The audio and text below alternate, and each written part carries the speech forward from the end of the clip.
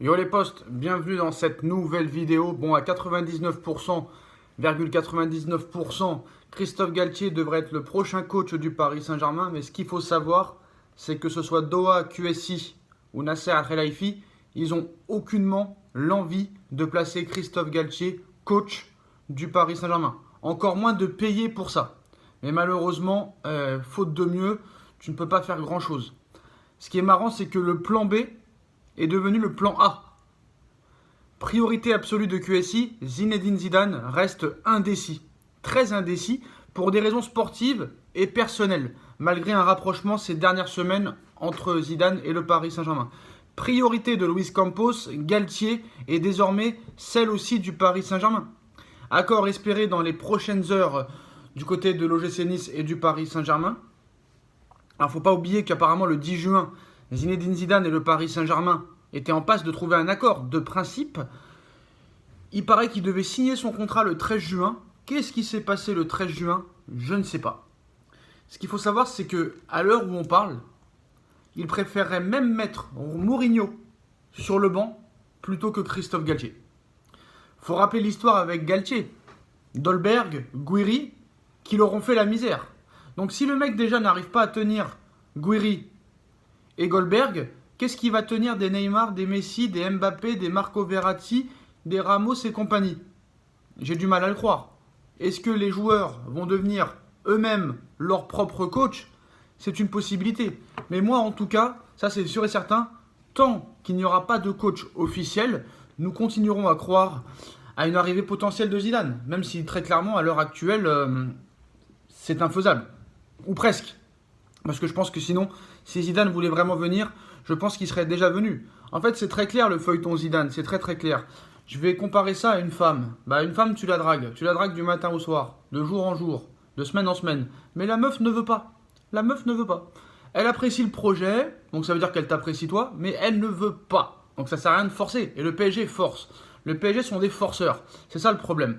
Après, maintenant, c'est sûr que quand t'as une fille au top et t'as une clocharde à côté de toi, t'as envie de prendre le meilleur. Après, tu te dis, est-ce qu'il n'y en a pas une autre qui pourrait venir, qui pourrait faire l'affaire une année ou deux? Mais malheureusement, il n'y en a pas. Voilà, il n'y en a pas. Christophe Galtier, Zinedine Zidane, c'est comme si tu disais, je sais pas moi, j'en sais rien.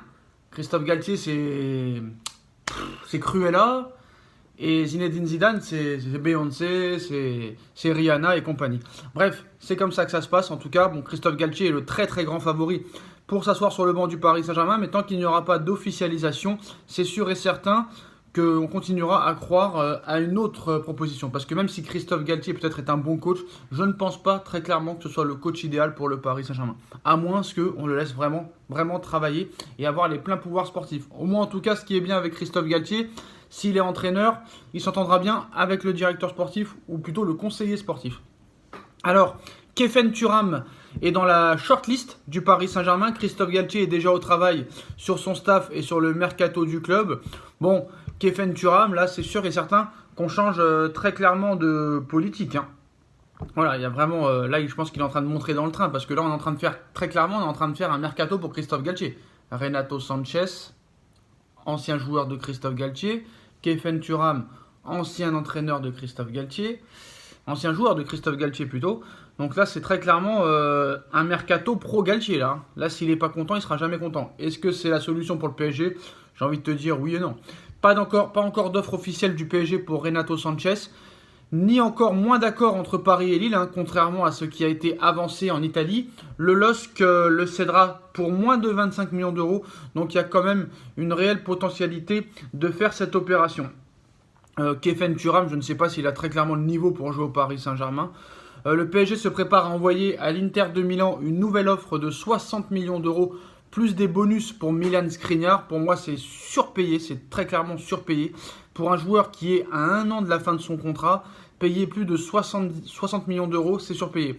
Mais le PSG, je pense, paye la non-concurrence dans ce dossier. C'est soit tu prends direct, tout de suite, Milan Skriniar, mais tu payes une fortune, ou soit tu attends 1 an plus tard, mais il sera libre, certes, ça te coûtera 0 euros, certes, mais il y aura beaucoup plus de clubs sur lui que maintenant. Bon après, pour les indésirables, comme d'habitude, Danilo Pereira n'a aucune intention de quitter le PSG cet été. Pareil pour Herrera, pareil pour Kerrer, pareil pour Draxler, pareil pour Kurzawa. Donc voilà, en tout cas, un accord pourrait être trouvé entre le PSG et l'OGC Nice pour Christophe Galtier. Indemnisation proche des 10 millions d'euros pour sa venue. Alors un exemple tout bête, quand vous voyez que le Bayern de Munich a dépensé 32 millions d'euros pour faire venir Sadio Mané et le PSG va dépenser la même somme pour virer Pochettino et amener Galtier, c'est quand même incroyable. Le dossier Gianluca Scamacca est indépendant de la piste menant à Robert Lewandowski. L'arrivée du buteur italien à Paris se profile et précise chaque jour un peu plus.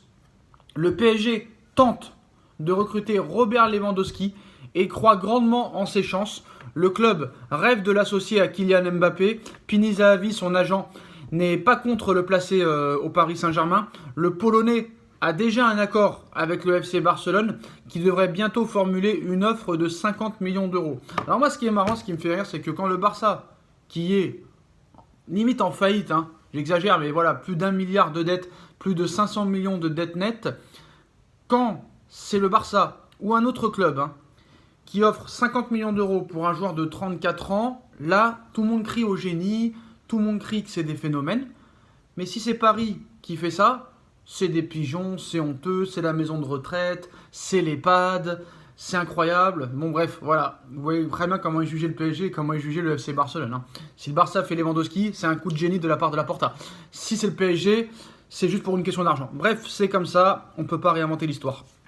Alors, en ce qui concerne Seko Fofana, le Racing Club de Lens demande entre 35 et 40 millions d'euros pour laisser partir Seko Fofana, évoqué dans le viseur du Paris Saint-Germain.